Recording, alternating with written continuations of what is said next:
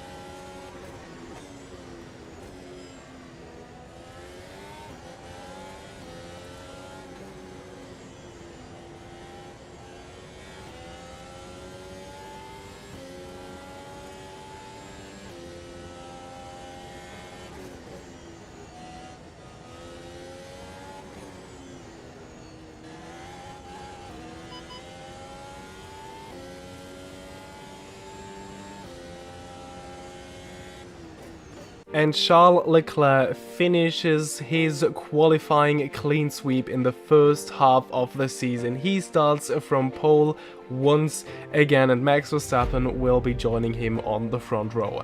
Then we have Lewis Hamilton, Valtteri Bottas in fourth, and no, he has not somehow got back into that Mercedes. He has put his Alfa Romeo on the second row with an absolutely blistering lap yesterday. Then it is Sainz, our championship leader, Russell in sixth, Norris with a strong qualifying, Ricciardo in eighth, very good qualifying for McLaren, Perez only ninth. Then ourselves managed to climb into the top 10 with that lap. Nico Hülkenberg starts right behind us, and then Esteban Ocon is 12th. And for the rest of the grid we have Alonso, Vettel, Stroll, Gasly, Mick Schumacher, Zhou Guanyu, Alex Albon, Nick de Vries, Kamui Kobayashi, Kevin Magnussen, Yuki Tsunoda and Nicholas Latifi once again in 24th and last. And here we are on the grid spot here in 10th, 5 red lights are on, and away we are for the Austrian Grand Prix. And it's an okay-ish start, we don't lose too much now. We try to attack Sergio Perez going into turn 1, and that yeah, works kind of well. We are ahead of the Mexican and up into P9. This would of course be amazing if we could fight for points once again here after we just missed out in that final lap of the British Grand Prix. Now we choose the inside line, looking to find a way past Ricciardo, but that leaves us with a terrible exit as we'll lose his spot to both Sergio Perez and Esteban Ocon. We tried to brake late into turn 4, however Ocon stays ahead and we lose another spot. This was to Nico Hülkenberg, so Hülkenberg also with not the greatest of starts. He was just behind us on the grid and he is down in 11th, we are down to 12th. Oh, and that is Alonso, the second LP now, also making it past. Oh, almost running a little wide through that penultimate corner, and that has already been the first lap, and you were already able to see by the qualifying times how short a lap around this track is. But oh, as we almost spin into turn 1, and that was Lance Stroll who just slipped past. And what I was about to say is that pretty much every corner, at least on the first half of the track, is a brilliant overtaking opportunity. This one probably the best, and followed up by the run down towards turn 4. Turn 4 actually, as it goes downhill in the braking zone, is quite tricky to get right.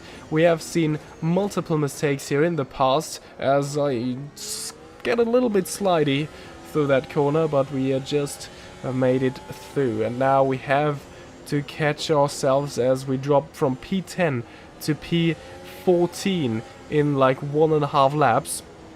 This urgently needs to stop as we run a little while through there. The circuit's most technical part here. Now the two final right-handers are running a little wide once again. We can't do that too often. I think we even got away with it without a track limit warning.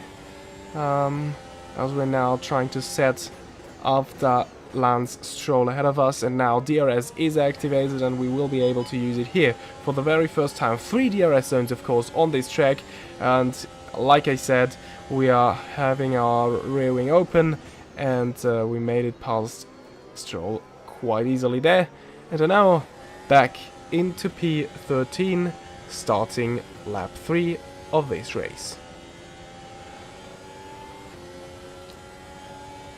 Well, and now we're kinda settled here in P13. We're seeing cars battling ahead. This is Hülkenberg and Alonso. Maybe we will be able to attack them. Oh, not the greatest exit. You need to be very careful on the throttle going out of that very slow turn 3. Or very tight turn 3, and yeah, this is what I was talking about. Once again, a little late on the brakes, and then as it goes downhill, the car just gets a little slidey, and now we have Lance Stroll right on our outside, and he even makes it past. Daring move by the Canadian, and he even stays ahead, so we drop down to P14 once again. However, we try to stay close to the Aston Martin to make a move at the next possible opportunity. This one will be coming up right after that right-hander here. Get a good exit. No, but we didn't do that.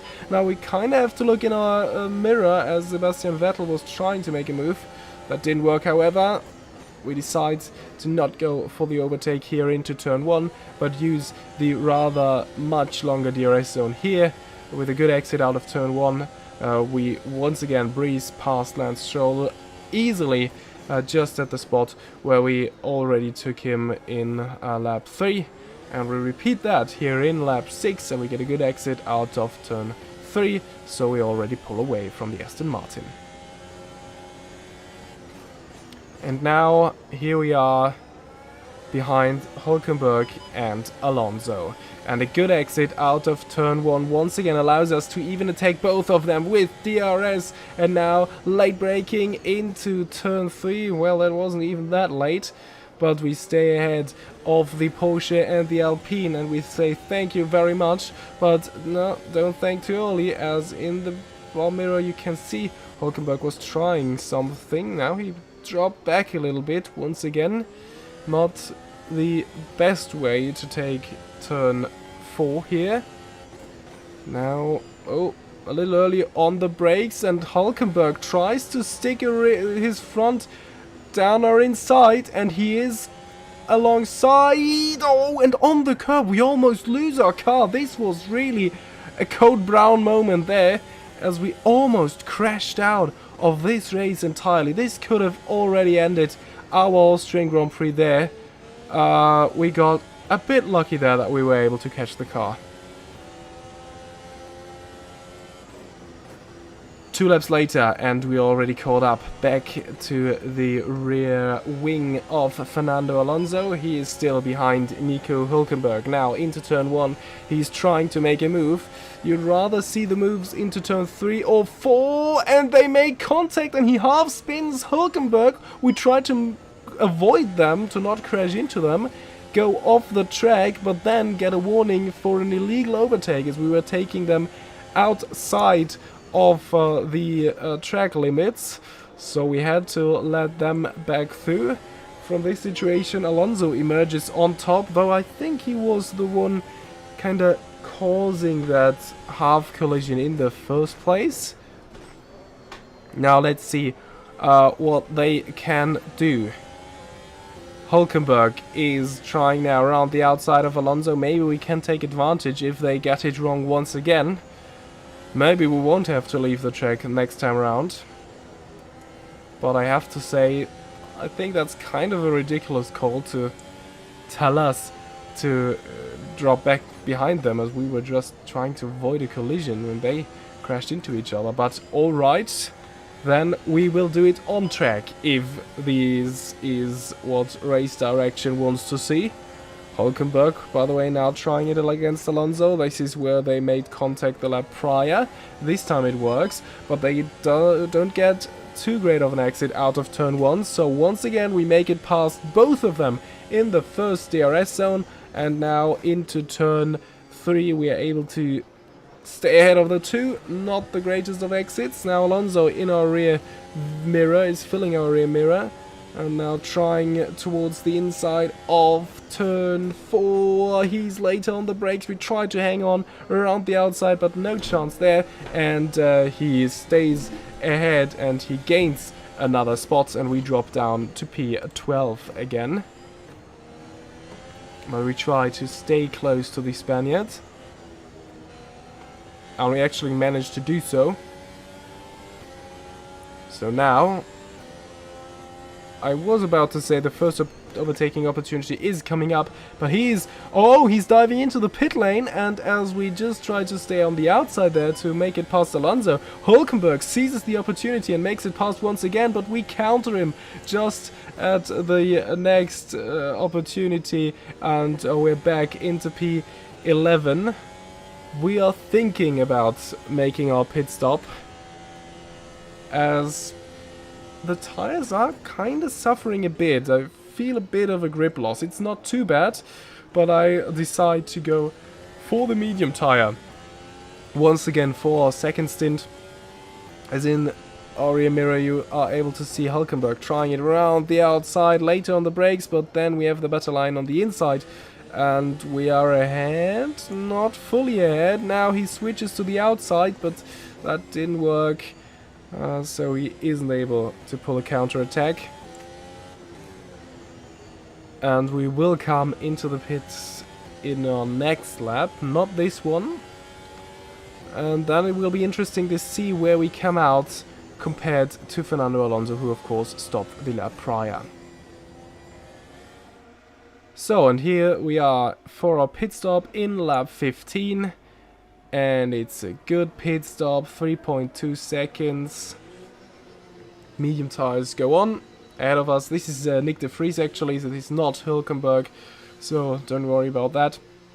Hülkenberg stayed out, but I don't think he will wait too long to make his pit stop, because we should be faster now. And let's see, where is Fernando Alonso? Here we come out of the pit lane. Can we see him? We're clear of... No, we're just clear of him. There he is. In our rear mirror, you can see him. The blue and pink car, Fernando Alonso, just behind us. We drop down to 21st. But of course, everyone has to pit at least once, as we don't get the greatest of exits. We have that in Silverstone as well. The tires are really, really cold and not really grippy when you just get out of the pit lane, and that leaves Alonso with a great opportunity to make a move into turn 4, and he does so. He's now ahead and reclaims 21st, or what? Why do I say reclaim 21st? He was ahead of us, of course, when he came into the pits.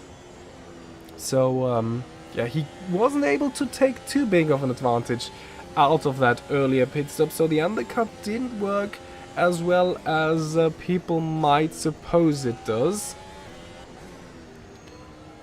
And now, well, we're left with the view of the rear wing of that Alpine. And now we both move up another spot as there is cars in the pits. I was talking about that earlier, and once again here out of turn 1, very close, even before the DRS line, and now we can open our rear wing and easily breeze past Alonso. He's trying it now around the outside, but there's not enough space for him.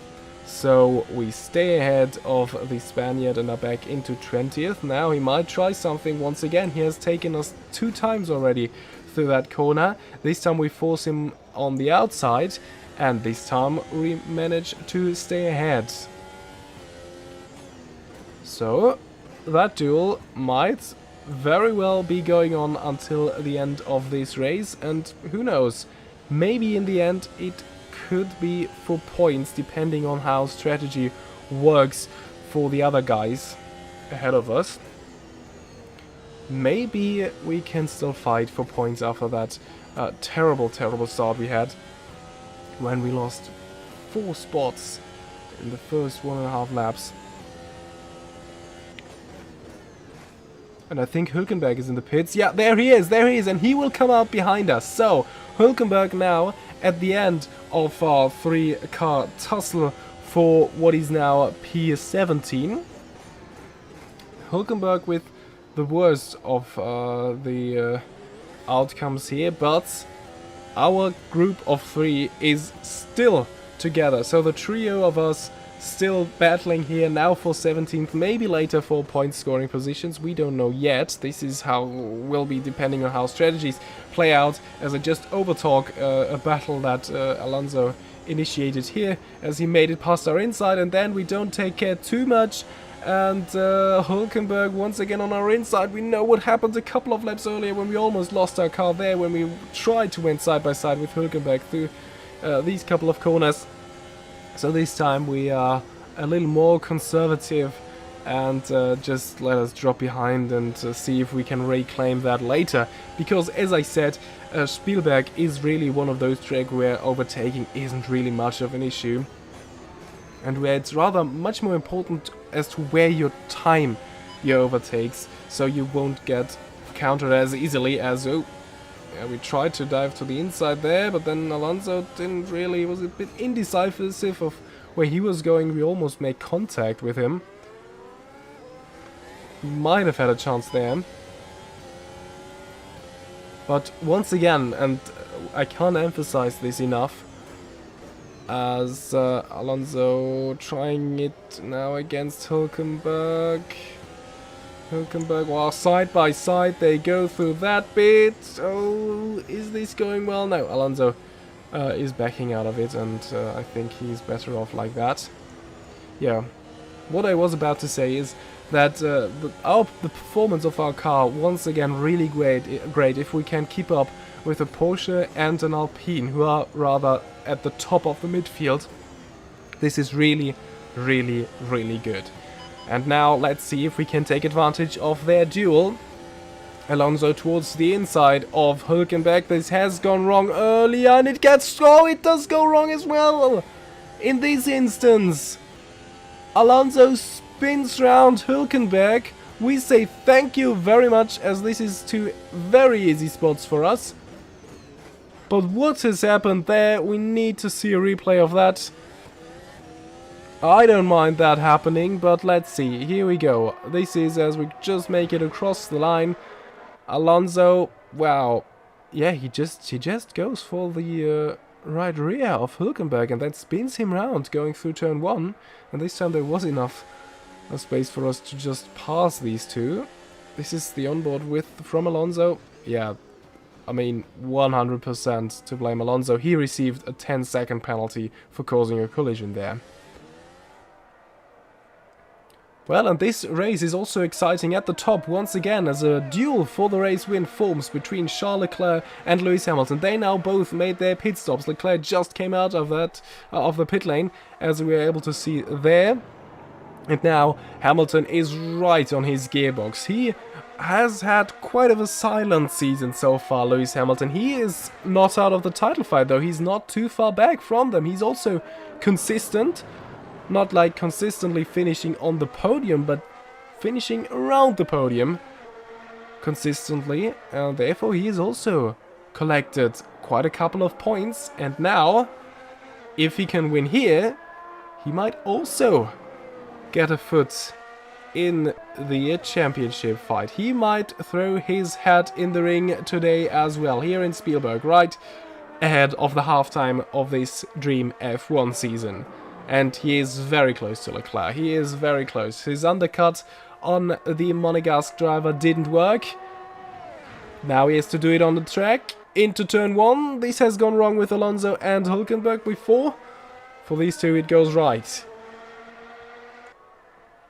Leclerc might be the first driver to win 3 races in this season. Hamilton would win his first today. The second only for Mercedes in this season.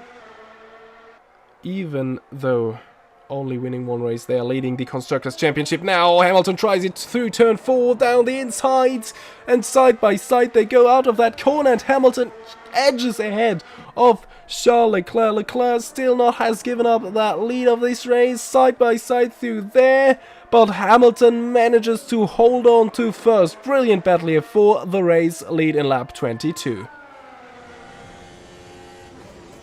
It was quite a silent race after that incident with Alonso and Hülkenberg, of which we took advantage. We are now back into P11. And we actually caught up to Daniel Ricciardo, who might finish his first race of the season in the points here. He hasn't finished in the top 10 in the first 5 races of the season. This one might be the one. But we are trying to do our second top 10 finish in this season.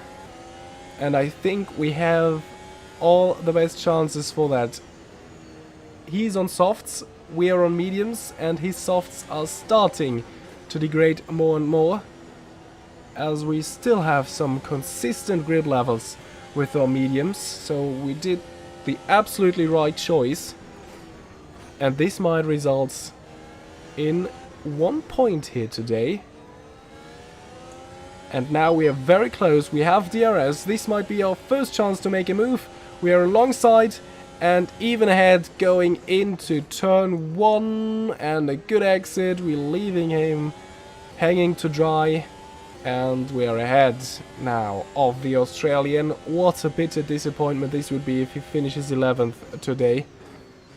It could be a double points finish for McLaren. Oh, it's still not over though, because we made a little mistake and we are actually not too much quicker than Daniel Ricciardo. We're only gaining like 1 or 2 tenths a lap lately, so it took us quite some time to catch up to him, as we just made it past after we didn't get the greatest of exits out of turn 3. But let's not talk about what has happened earlier. Let's live in the moment right now and see this duel for the final point of the Austrian Grand Prix. When we cross the line, it will only be well, 4 laps to go. Sorry, that math was taking me quite a bit, which is kind of sad, as we're now once again close to Daniel Ricciardo. Down the inside we dive, and we think twice this time and try to make the move on this straight here. This should be far easier than on the pit straight, and it really is. We are already past and gaining on Ricciardo. This time let's get a good exit, and this car ahead, this is Esteban Ocon. We are not too far away from him either. Maybe P9 is possible. Is there smoke coming out of the back of that Alpine? We're getting a face full of smoke. Yes, there is smoke coming out of Esteban Ocon. We might not even have to overtake him. He definitely has to have some issue there. This is not normal. Yeah, you can really see it now. White smoke. Something is wrong with that Renault engine in the Alpine there.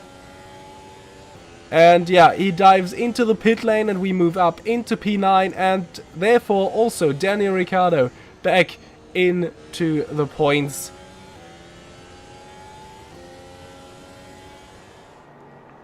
And we join in the last lap of this race. Hamilton still in the lead. This has been going back and forth who was leading this race.